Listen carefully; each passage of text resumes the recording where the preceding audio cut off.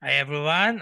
For today's video, we will determine the quadratic equation.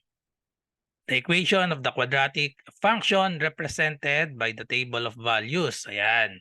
So kapag may given na table of values ng quadratic equation, so aalamin natin yung equation ng quadratic function natin. So ano bang equation ng quadratic function? So we have the equation is y equals, so general form, ax squared plus bx plus c. So ito yung equation natin, general equation ng quadratic function. So kapag given ang table of values natin, ayan, given nyo ayan, x and y. So paano ba natin aalamin ang quadratic equation?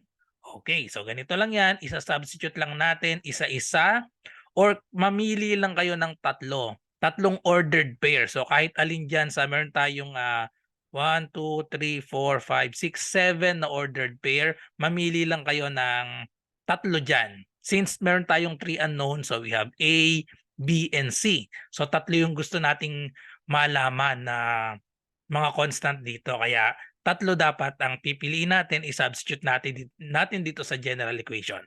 Okay, so gawin na natin. Okay, so ang technique sa pagpili ay, so isulat natin dito yung f of x natin or yung y equals ax squared plus bx plus c. So ang technique ko dito sa pagpili, pipiliin nyo lagi yung mga madadaling ordered pair lang.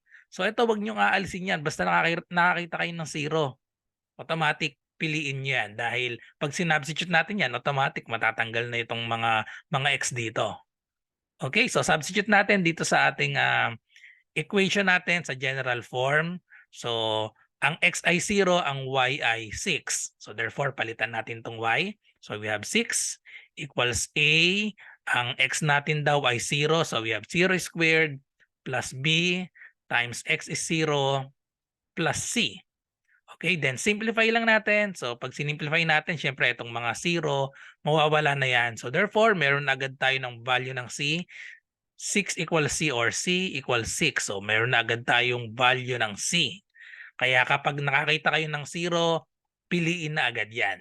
Okay? And then next, pili tayo ng isa pang ordered pair. So syempre, sabi ko nga yung mga madadali ang pipiliin natin. So ito na lang 1, 4. So substitute natin yung 1, 4 dito sa equation natin. So value ng y is 4. So we have 4 equals A, and then value, dalawa yung x natin, palit natin yung 1. So we have 1 squared plus b times 1 plus c. Then simplify lang natin ito. Simplify, so we have 4 equals 1 squared, so that is 1 times a, so a pa rin siya. B times 1, so we have plus b plus c. So this will be our equation number 2. Lagyan natin equation number 2, ito yung equation number 1 natin. May value na agad yung C. And then, pili pa tayo ng isa pang ordered pair. So itong 2, 4 na lang para maliliit lang yung values natin. Kasi dito sa kabila medyo malalaki. Pag sinubstitute, lalaki din yung equation natin, lalaki yung mga constant. Okay? So kaya pipiliin natin palagi yung maliliit na number lang tsaka yung mga positive na para hindi na tayo malito sa sign. Okay, so substitute lang natin ang y ay 4. So palit dito yung ayan, so we have 4. Parehas pala siyang 4. So ibig sabihin ang vertex nito nasa pagitan nilang dalawa. So 4 equals ax squared. So we have a. Ang value ng x natin this time ay 2. So we have 2 squared plus bx. So b times 2 plus c. So simplify lang natin. 4 equals 2 squared. So that is 4 times a. So we have 4a plus 2b plus c. So this will be our equation number 3. So from equation number 1, meron ng value yung c. Ang c natin ay 6. So dahil may value na nga yung c natin, pwede na nating i-substitute ito dito sa equation number 2 and equation number 3. So substitute natin itong c equals 6. So para mapadali yung equation natin, tapos isi-simplify natin. So we have 4 equals, substitute natin itong c dito sa equation 2. So 4 equals a plus b and then plus 6. Then simplify natin sa standard form. Pagsamahin natin itong 4 tsaka 6. So subtract 6 to both sides. subtract 6 to both sides. So, ang equation na natin ay magiging, tapos at the same time, yung a plus b, lipat natin sa kabilang side. So, we have a plus b equals, kasi makakancel out na ito, and then 4 minus 6, so that will be negative 2. Okay, so ito na yung equation 2 pa rin natin ito, na simplify lang natin. And then for equation 3, substitute din natin tong c equals 6. So c equals 6, i-substitute natin dito. So we have 4 equals 4a plus 2b plus 6. So subtract 6 to both sides. Okay, subtract 6 to both sides. So cancel na ito. Tapos pagpalitin natin ng pwesto, kagaya ng ginawa natin dito. So we have, or simplify muna natin dito. So 4 minus 6, so we have negative 2 equals 4a plus 2b. And then, so makapapansin nyo yung mga constant natin, lahat ay divisible by 2. Negative 2, 4, and 2. So para mapasimple natin, divide natin both sides by 2. So therefore, meron na tayong negative 2 divided by 2. We have negative 1 equals 4a divided by 2. That is 2a. 2b divided by 2, that is plus b. So yan ang equation 3 natin. Itapat lang natin dito. So we have 2a plus b equals negative 1. So ito na yung equation 3 pa rin natin ito na sinimplify.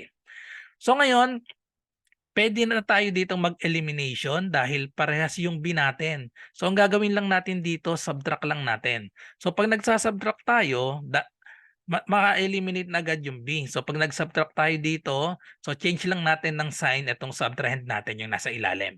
So itong 2a magiging na siyang, ito na yung bagong sign niya, negative. Itong positive b magiging na siyang negative, and then itong negative 1 magiging na siyang positive. Okay, so subtract lang natin.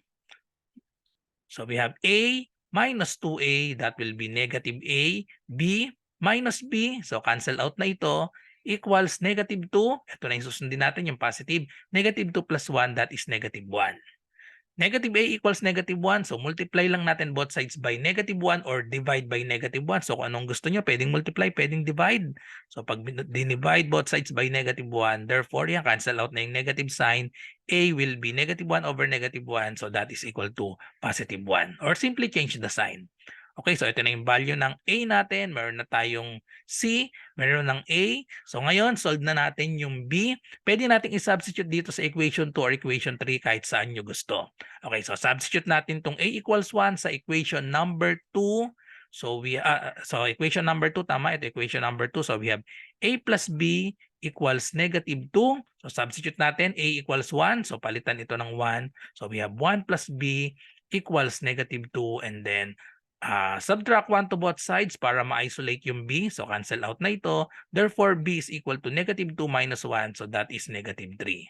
So kumpleto na tayo ng values ng a, b, c. So therefore, ang equation natin ng quadratic function natin is y equals, substitute lang natin dito. So we have 1x squared plus bx. So b is negative 3. Negative 3x. And then plus c. So c equals 6. So simplify na lang natin yan. Tanggalin na natin itong 1 tsaka itong positive and negative.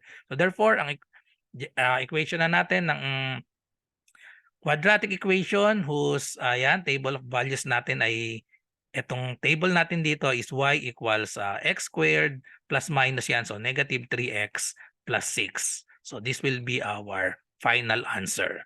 So tandaan palagi kapag merong 0, gamitin nyo lagi yung 0 dahil masasolve nyo na agad yung C.